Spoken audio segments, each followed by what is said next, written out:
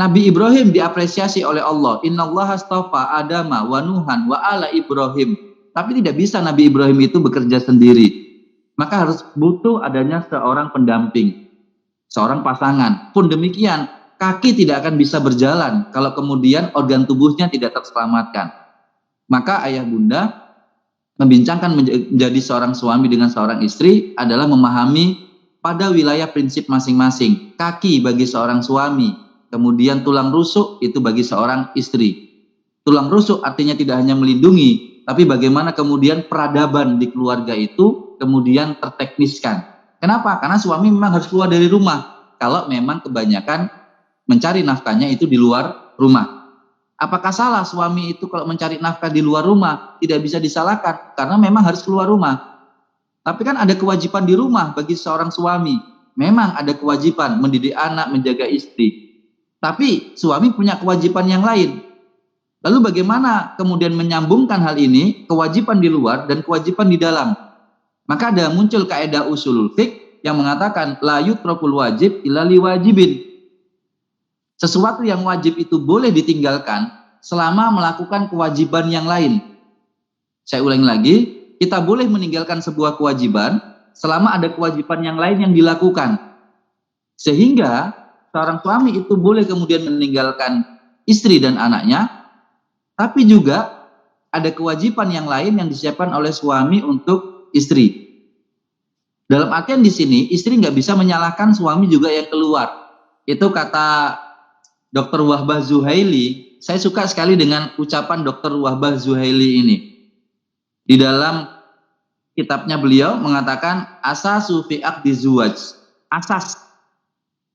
Asas fondasi paling kuat dari sebuah pernikahan itu adalah antarodi, yaitu engkau saling ridho. Suami keluar untuk melakukan kewajiban, istri tetap harus ridho. Tapi kalau istrinya nggak ridho, muncul kalimat-kalimat enak bapak, enak ayah, enak abi, keluar terus.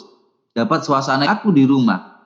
Ya, ini berarti belum ridho. Maka kata Dr. Wahbah Zuhaili, saling ridho di sini itu adalah terbagi menjadi 3. Dan ini sifatnya urutan ayah bunda. 1 adalah keterbukaan. 2 kepercayaan. 3 adalah penghormatan. Muaranya ketika 2 ini dilakukan, maka penghormatan akan muncul. Jadi semisal Nabi Ibrahim tadi terbuka, apakah Allah yang menyuruh engkau seperti ini? Nabi Ibrahim menjawab, iya Allah yang menyuruh. Ini keterbukaan.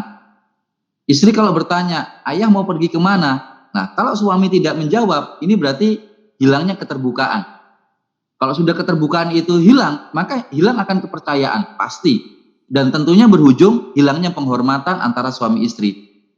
Maka istri pun kalau keluar itu harus juga menginformasikan, minimal menginformasikan, tentunya izin. Kalau istri itu izin, kalau suami itu menginformasikan. Itu kalau bahasa saya ulangi lagi, istri kalau mau keluar itu harus izin suami. Kalau suami pun harus keluar, harus menginformasikan kepada istri. Disitulah makna keterbukaan. Setelah keterbukaan itu dilakukan, cerita, sharing, ini anak kita mau kita bawa kemana, kenapa kamu lebih suka ke pondok, kenapa kemudian kamu tidak suka ke pondok, ini harus dibuka, harus diomongkan untuk pendidikan anak.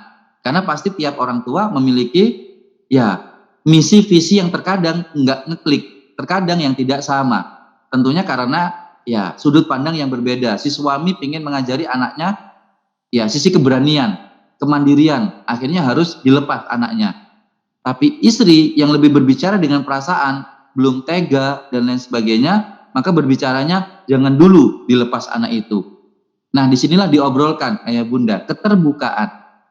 Berikutnya adalah dengan keterbukaan itu muncul kepercayaan. Suami pergi misalnya, kemudian akan ada informasi-informasi yang perlu disampaikan. Abi sudah sampai nih misalnya. Itu saja, nggak usah panjang-panjang. Nanti kalau panjang-panjang, nanti istri juga akan panjang. Abi sudah lagi makan siang di mall ini. Wah, nanti kalau nyebut mall, nanti si istri nanya lagi, wah nitip tong bi. Jadi keterbukaan di situ akan memunculkan sebuah kepercayaan. Oh ya, ternyata suamiku seperti ini, ternyata istriku juga ke sini. Oh, masya Allah, suamiku amanah. Oh, itu kemudian amanah dan lain sebagainya. Nah, disinilah saling memahami terkait dengan yang namanya pemahaman dari tulang rusuk dengan tulang kaki. Harus bersinergi antara keduanya.